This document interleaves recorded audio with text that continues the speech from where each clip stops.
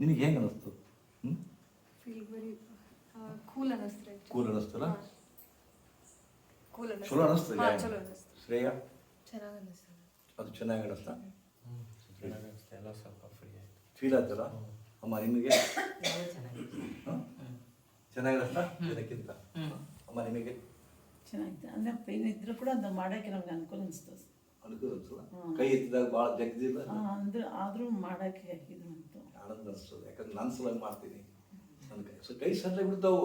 ಸ್ವಲ್ಪ ರೂಢಿ ನನ್ನ ಕೂಡಿ ಎಲ್ಲ ಮಾಡಿದ್ರಪ್ಪ ಅಂತಂದ್ರೆ ಇದು ಭಾಳ ದೊಡ್ಡ ಹೆಲ್ಪ್ ಆಗುತ್ತೆ ನಿಮಗೆ. ಕೈ ಯಾಕಂದ್ರೆ ನೀವು ಅವನು ಎದ್ದು ಕೈ ಎತ್ತಿಲ್ಲ, ಕಾಲು ಎತ್ತಿಲ್ಲ, ಅವ್ರು ಕೆಲಸನ ಕೊಟ್ಟಿಲ್ಲ. ಅದಕ್ಕೆ ಮೊದಲ ಎತ್ತರ ಬೆಳೀತಿದ್ರಿ, ಈಗ ಅದು ಬೆಳ್ಕೊಟ್ರಿ. ಮೊದಲು ಎತ್ತರ ಬೆಳಿತಾನೆ ಮನುಷ್ಯ, ಆಮೇಲೆ ನೋಡಿರ್ಬೇಕಲ್ಲ 5, 8, 5, 10 ಇದ್ದವ್ರು ಅಂತ ತಿಳ್ಕೊರಿ. ಈಗ ನೀವು ವಯಸ್ಸು ಆಗೋಲ್ಲ, ನಿಮ್ಮ 5, 6ಕ್ಕೆ ಬಂದಿರ್ತದೆ ನಿಮಗೆ ಹೈಟ್. ಡಿಕ್ರೀಸ್ ಆಗುತ್ತೆ. ಅದು ಮತ್ತೆ ಏನಾಗುತ್ತೆ, ಅಗಲ ಹಾಕೊಂತ ಹೋಗ್ತದೆ ಮನುಷ್ಯ. ದೊಡ್ಡ ಇದು ನಿಮಗೆ. ಮತ್ತು ಹೀಗೆ ಅಗಲ ಹಾಕೊಂತ ಹೋಗಿ ವಜನ ಜಾಸ್ತಿ ಆಗುತ್ತೆ, ಅಡ್ಡಾಡಕ್ಕೆ ಬರೋದಿಲ್ಲ. ಮುಂದೆ ದೇವ್ರು ಏನು ಮಾಡ್ತಾನಪ್ಪ ಅಂತಂದ್ರೆ ಹೋಗೋದಿರ್ತಾನೆ. ಯಾವಾಗ ಸಾಯು ಕೊನೆಯ ಕ್ಷಣಕ್ಕೆ ಬಿಡಿಸಿಬಿಡ್ತಾನೆ ದೇವರು. ಪ್ರತಿಯೊಬ್ಬರ ಬದುಕನ್ನ ನೋಡಬೇಕಾದ್ರೆ ಬಿದ್ದ ಸಾಯ್ತಲ್ಲ ಅಷ್ಟಕ್ಕೆ. ಭಾಳ ಡೇಂಜರಸ್ ಇದು. ಮೊದಲ ಎಲುಬು ಸೌದಿರ್ತಾವ, ಎಲುಬು ಸೌಕಳಿ ಆಗಿರ್ತಾವ, ಎಲುಬು ವೀಕ್ ಆಗಿರ್ತಾವ. ಸ್ವಲ್ಪ ರೀ ಒಬ್ಬರು ಪೂಜೆ ಮಾಡ್ಕೊಂಡು ಮುಂದೆ ಸುಮ್ಮನೆ ಜೋಪ್ ಅಂತ ಬಿದ್ದ ಕೈ ಬಿಡ್ಬೋದು, ಕುಂತಲೇ ಬಿದ್ದ್ರ ಮುಗೀತಪ್ಪ. ಹಾಸ್ಪಿಟಲ್ ಸೇರಿಸಿದ್ರು, ಬಂದು 1 ತಿಂಗಳು ಇಟ್ಕೊಂಡ್ರು, ಅದು ಇದು ಮಾಡಿದ್ರು.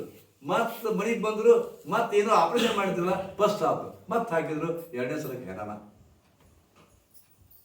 ದೇವರು ತನ್ನ ಮ್ಯಾಗ ಎದ್ದು ಹಾಕೊಡೋದಿಲ್ಲ, ಎದ್ದು ಹಾಕೊಡೋದಿಲ್ಲ.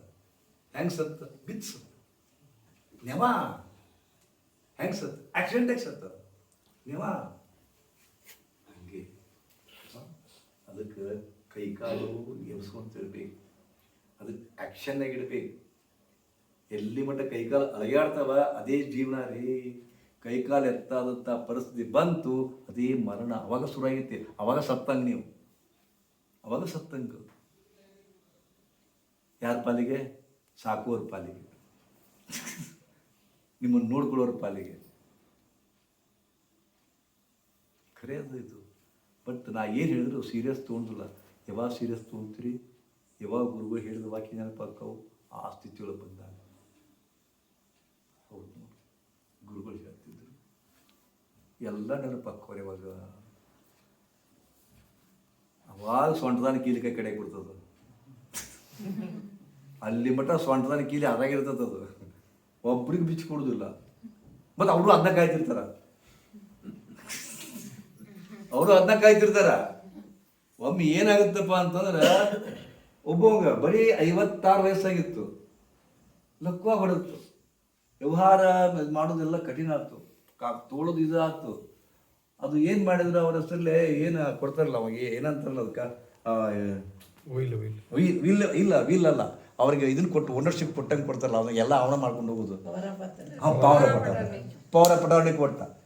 ಪ್ಲಾಟ್ ಗೇಟ್ ಮಾರೋದು, ಅದು ಮಾರೋದು, ಇದು ಮಾರೋದು, ಅಂಗಡಿ ವ್ಯವಹಾರ ಕೀಲಿಕೆ ತೊಗೊಂಡ್ಬಿಟ್ರು. ಅವನು ಇವಾಗ ಕೊಡಲಿಲ್ಲ, ಹಂಗೆ ಇಟ್ಕೊಂಡಿದ್ದವ, ಲಕ್ಕ ಹೊಡೆದು ಸಹಿತ.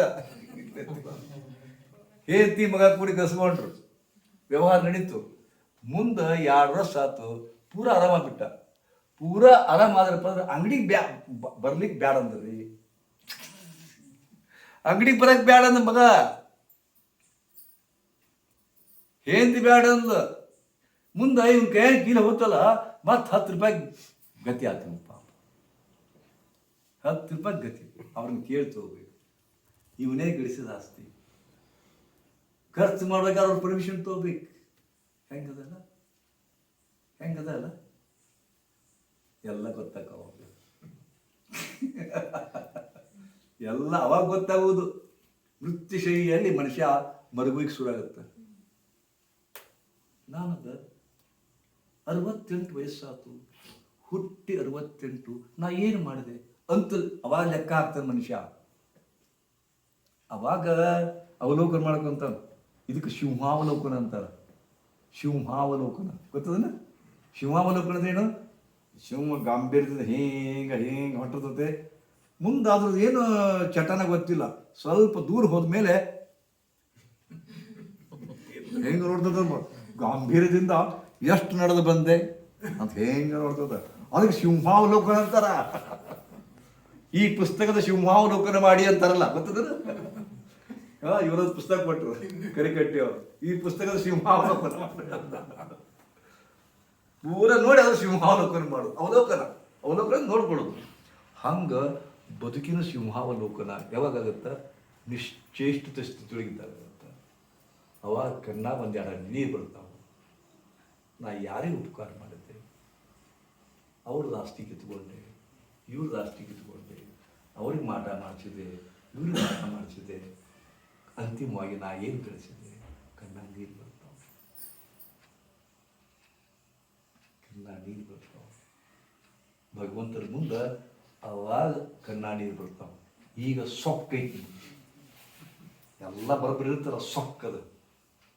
ಭಗವಂತನ ಮುಂದೆ ಮಣಿದೇ ಇಲ್ಲ ಅದು.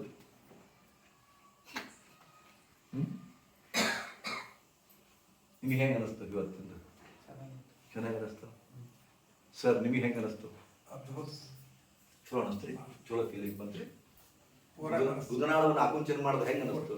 ಒಂಥರ ವಿಚಿತ್ರ ಆ ಫೀಲಿಂಗ್ ಭಾಳ ಮಜಾ ಅದ. ಅದು ಎಕ್ಸ್ಪ್ಲೇನ್ ಮಾಡ್ಲಿಕ್ಕೆ ಆಗುದಿಲ್ಲ. ಅದು ಒಂಥರ ರಿಲ್ಯಾಕ್ಸ್ ಆತ್ರಿ. ಈ ಪೆಲ್ವಿಕ್ ಭಾಗದೊಳಗೆ ರಿಲ್ಯಾಕ್ಸ್ ಆಗುತ್ತೆ.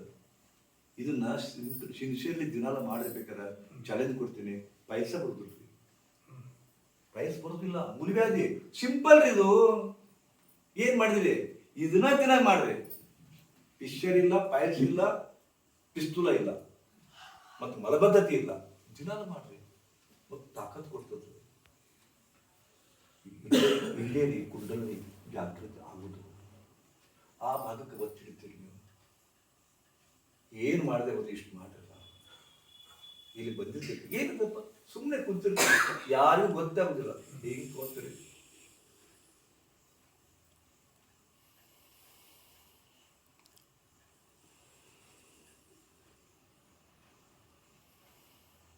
ಎಷ್ಟೊತ್ತ ಪ್ರಾಕ್ಟೀಸ್ ಮಾಡಿರಲ್ಲ. ಈಗ 5 ಸೆಕೆಂಡ್ ಹಿಡಿದ್ರಿ ಫಸ್ಟ್ಗೆ, ಅದನ್ನು 8 ಸೆಕೆಂಡ್ ಮಾಡಿದ್ರಿ, 10 ಸೆಕೆಂಡ್ ಮಾಡಿದ್ರಿ, 15 ಸೆಕೆಂಡ್ ಮಾಡಿದ್ರಿ. ಯಾವಾಗ 30 ಸೆಕೆಂಡ್ವರೆಗೆ ಹಿಡಿದ್ರಿ, ಅಪ್ಪ ಏನು ಹೇಳ್ತದ್ರು, ಹೆವಂಡಿ ಫೀಲಿಂಗ್ ಆಗುತ್ತೆ ಅವಾಗ. 30 ಸೆಕೆಂಡ್, ಬರೀ 30 ಸೆಕೆಂಡ್, ಮತ್ತೆ ಅರ್ಧ ನಿಮಿಷ ರೀ. ಅರ್ಧ ನಿಮಿಷ ಹಿಡಿದು ನೋಡಿರ್ಬೇಕಾದ್ರೆ ಅದ್ರ ಮುಂದೆ ಶರೀರಗಳಿಗೆ ಇಳಿದು ಹೋಗ್ತಾವೆ. ಈಗ ನೋಡಿರ್ಬೇಕಾದ್ರೆ ನಾನು 4 4 4 ಅಂದ್ರೆ 4 ಅನ್ಸು ಮಟ್ಟ ಉಸಿರು ತಗೋರಿ ಅಂತ ಹೇಳ್ತೀನಿ, 4 ಅನ್ಸು ಮಟ್ಟ ಬಿಡ್ರಿ ಅಂತ ಹೇಳ್ತೀನಿ. ಹಿಂಗೆಲ್ಲ ಹೇಳ್ತೀರಲ್ಲ. ಮೊದಲು ಫಸ್ಟ್ ಟೈಮ್ ಹಿಡಿತೀರಿ, 2ನೇ ಟೈಮ್ ಹಿಡಿತೀರಿ, 3ನೇ ಸಲಕ್ಕೆ ಅಲ್ಲಡ್ಕೊಳ್ಳೋದಾಗುತ್ತೆ. ಅದು ತಪ್ತದ ನೋಡ್ರಿ. ಅದಕ್ಕೆ ಅಡ್ಜಸ್ಟ್ಮೆಂಟ್ ಆಗುತ್ತೆ ಬಾಡಿ. ಅದಕ್ಕೆ ಸಾಧನ ಮಾಡಬೇಕು. ಅದಕ್ಕೆ ನಾ ಏನ್ರಿ ಕಲಿಸ್ತೀನಲ್ಲ, ಕನಿಷ್ಠ 11 ದಿವಸ, 21 ದಿವಸ, 51 ದಿವಸ ಹಿಂಗೆ ಸಾಧನ ಮಾಡ್ಕೋಬೇಕು. ಅಂದ್ರೆ ಬಾಡಿ ಸೆಟ್ಟಿಂಗ್ ಆಗುತ್ತೆ ನಿಮಗೆ. ಅಮ್ಮ ನಿಮಗೆ ಹೆಂಗೆ ಅನಿಸ್ತು ಇವತ್ತು? ಚೆನ್ನಾಗಿ ಅನಿಸ್ತಮ್ಮ? ಮಾದೇವಿ ಚೆನ್ನಾಗಿ ಅನಿಸ್ತಮ್ಮ? ಅಮ್ಮ ನಿಮಗೆ? ಅಮ್ಮ ನಿಮಗೆ ಚಲೋ? ಯಾಕೋ ನಿನಗೆ ಹೆಂಗೆ ಅನಿಸ್ತು? ಗೊತ್ತಾಯ್ತಾ ಮಾಡೋದು? Okay, thank you, good night, ಶರಣಾರ್ಥಿ. ಒಳ್ಳೆಯದ.